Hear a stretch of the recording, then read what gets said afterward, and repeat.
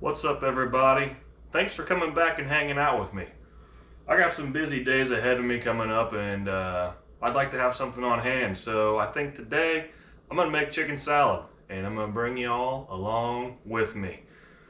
So listen, this is not the way to make chicken salad. It is a way. So if you've never done it before, I encourage you to try it. Start with this recipe, and then modify it to make it your own. This is great for when you're busy. You can come inside, grab a quick snack. You can eat it on a cracker. My favorite's on a cucumber slice. You can use a little celery. If you need a whole meal, make a sandwich out of it. You can put it on a salad as your protein. It's a fantastic thing to have in the refrigerator when you got a busy day, busy weekend, family picnic. Just phenomenal thing. So I'm Neighbor. This is the Neighbor's Kitchen. Let's get cooking. Alright, let's start by getting our chicken ready. First, you're going to go ahead and pat it dry. This will severely help with texture, and it will also allow you to not waste your salt. The moisture will absorb the salt, and the salt will run off to the bottom of the pan, and that's just not good for anyone. So once you get it patted dry, go ahead and get your salt and pepper. This is my classic 2-to-1 ratio that I just always keep on hand. Now these are relatively small cuts of meat, so you don't have to really crank it with the seasoning. Just go ahead and get a nice even spread on them. If you're using bigger pieces of chicken, you can definitely go a little heavier, but as you can see, this is just a regular baking sheet and I can fit 8 on there. So do with it what you will. Alright, so now we're going to preheat our oven to 350 degrees. Yes, you did see me just hit the 375 button. My oven is a little bit off, so 375 is actually closer to 350 on mine. I know that's goofy, but that's just how they work. If you get a thermometer for the inside of it, yours may be off as well. So while we watch this preheat in 10x time, I'd like to ask you guys to like and subscribe if you like what you see.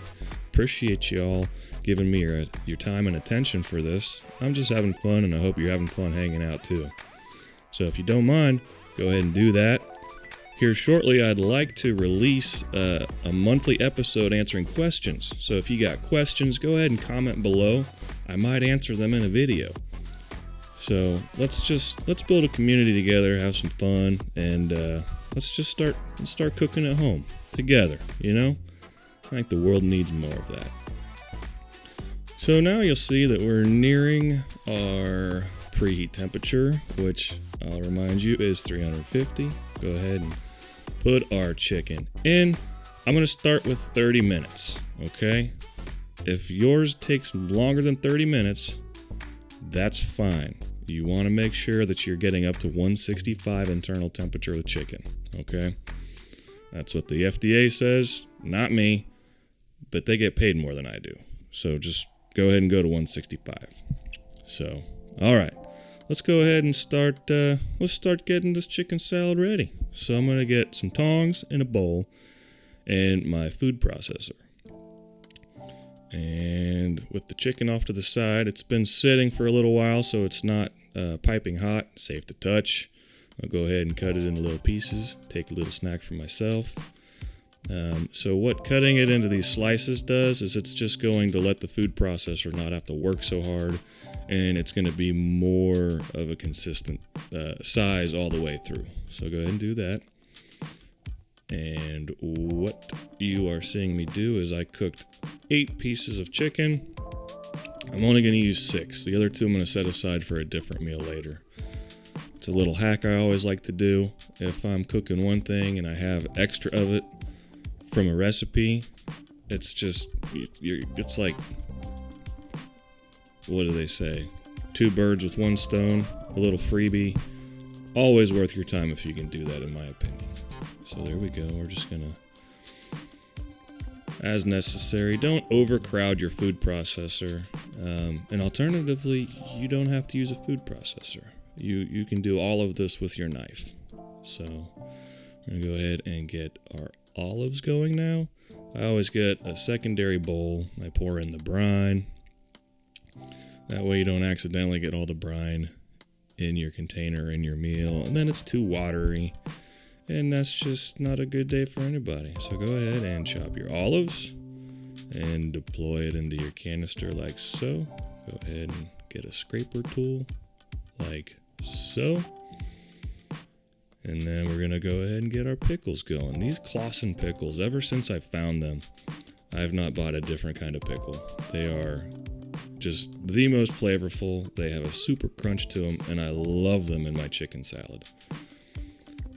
So we're just going to quarter them up into like kind of cubes. Go ahead and chop them up. Get a nice and consistency. Oh, the crunch on these things is just phenomenal. You got to have these in your chicken salad. So we're going to go ahead and do that. And then we're going to get our onion. So I've played with different kinds of onions for years now, and I believe that sweet onions are the onions you want to use in your chicken salad. I believe it is also called a Vidalia onion. Not real sure on that. Maybe you'll know. But yeah, so sweet onion, go ahead, chop that up. Put that into your bin, container, canister, holding device. I'm sorry to interrupt, Huh? but I think you forgot something. Oh. Might want to check that out. Oh. Yeah. Totally forgot to chop my celery. So perhaps we can fix that at the end. So, well, let's go ahead and start getting this thing seasoned and spiced up. We're going to start with, you guessed it, 2 to 1 salt and pepper, freeze-dried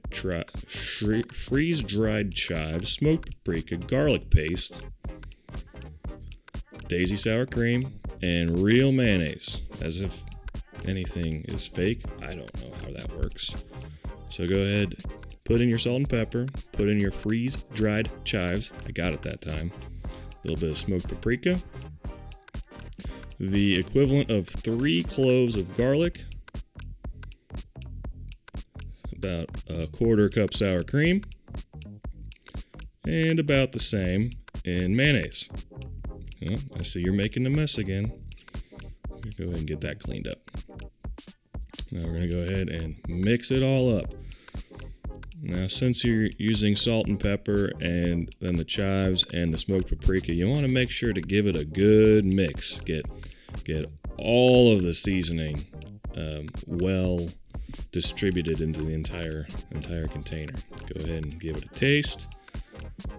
And it's going to need a little salt and pepper. Just go ahead, do the same thing.